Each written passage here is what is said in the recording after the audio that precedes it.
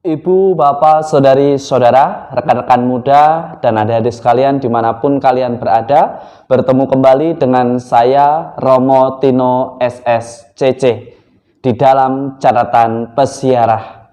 Dalam perjalanan hidup sebagai orang beriman, hendaknya kita tidak sibuk hanya membicarakan siapa yang terbesar, siapa yang paling berjasa, dan siapa yang paling berperan dari setiap karya pelayanan.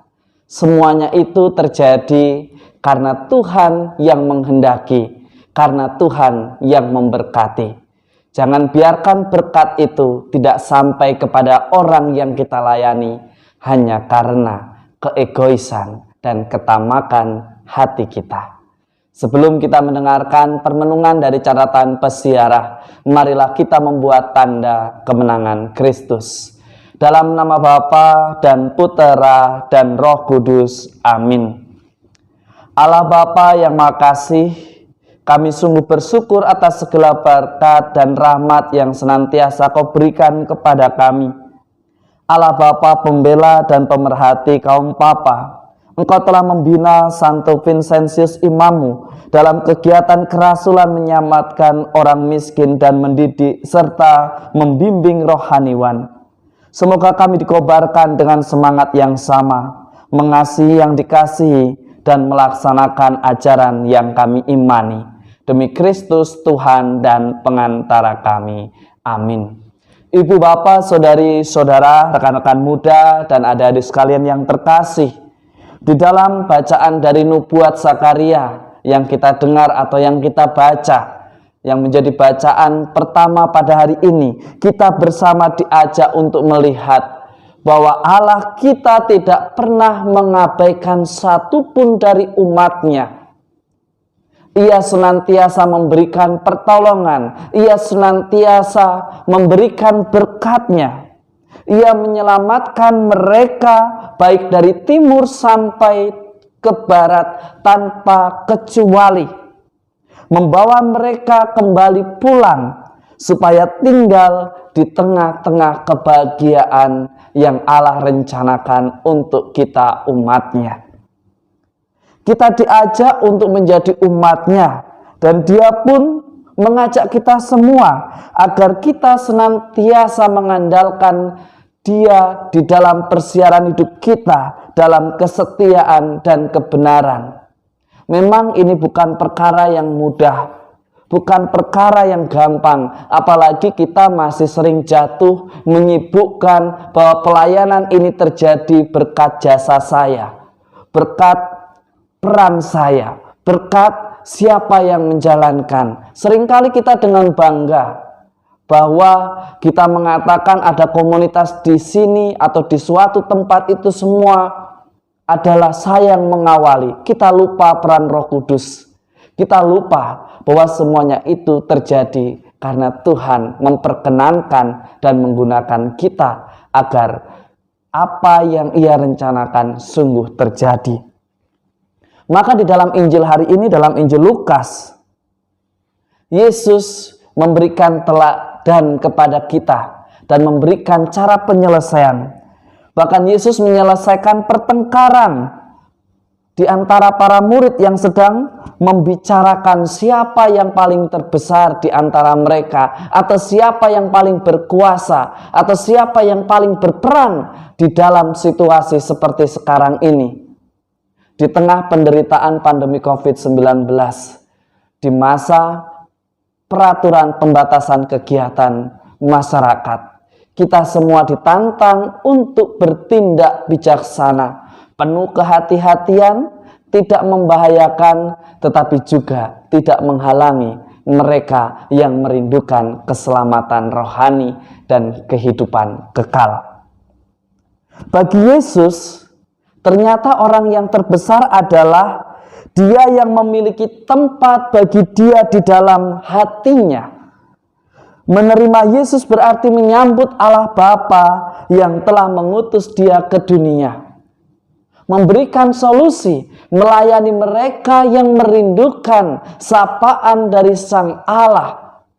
dari Sang Pemilik kehidupan, berarti kita sudah menempatkan Allah Bapa di dalam hati kita.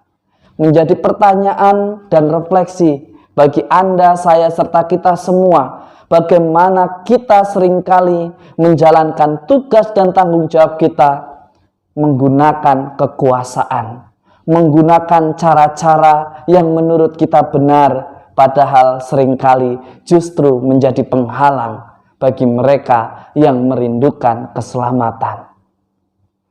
Di dalam keluarga seringkali kita otoriter, bahkan menggunakan atas nama orang tua. Padahal terkadang apa yang kita berikan belum tentu benar dan tepat. Hanya karena kita ingin dihargai sebagai orang tua. Hanya karena kita ingin dihargai sebagai seorang anak. Hanya karena kita ingin dihargai sebagai seorang pengurus, pelayan publik, atau pelayan masyarakat. Tetapi hari ini Yesus menantang kepada kita semua, Anda dan saya serta kita.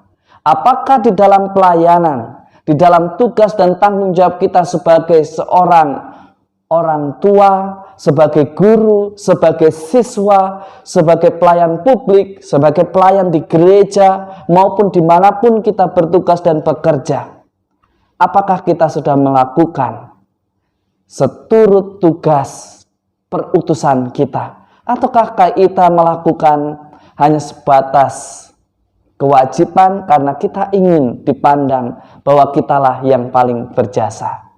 Tanpa kita sadari, kita hadir sebagai pengkritik, kita hadir sebagai orang yang menciptakan cara pandangnya hanya karena ingin pendapatnya didengar, hanya karena ingin dipandang bahwa semuanya terjadi berkat saran saya, Anda, atau kita semua.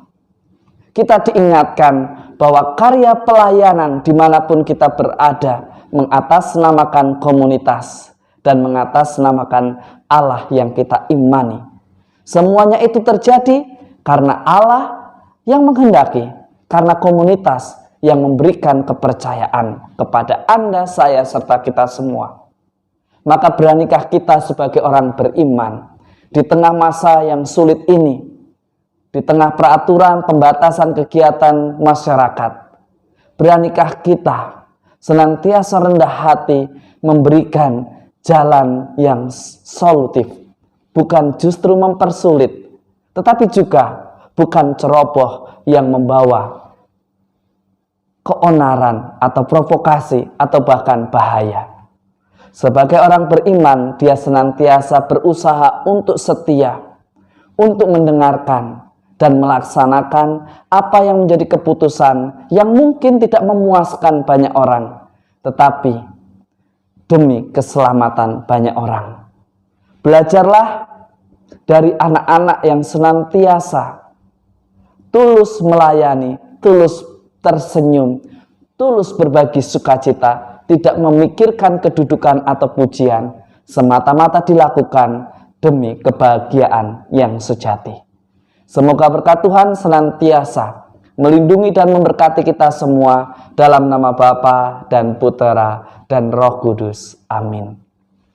Ibu, Bapak, saudari-saudara, rekan-rekan muda, dan adik-adik sekalian yang terkasih, jangan hanya karena berbeda lantas kita mengasingkan atau bahkan menyudutkan orang yang tidak kita senangi atau yang berbeda pendapat. Belajarlah dari apa yang dicontohkan oleh Yesus. Semua orang di mata Tuhan sama. Dengan cara talenta yang diberikan, dengan cara kemampuan yang ada, kita semua diajak untuk mewartakan sukacita kerajaan Allah di dalam tugas dan tanggung jawab kita.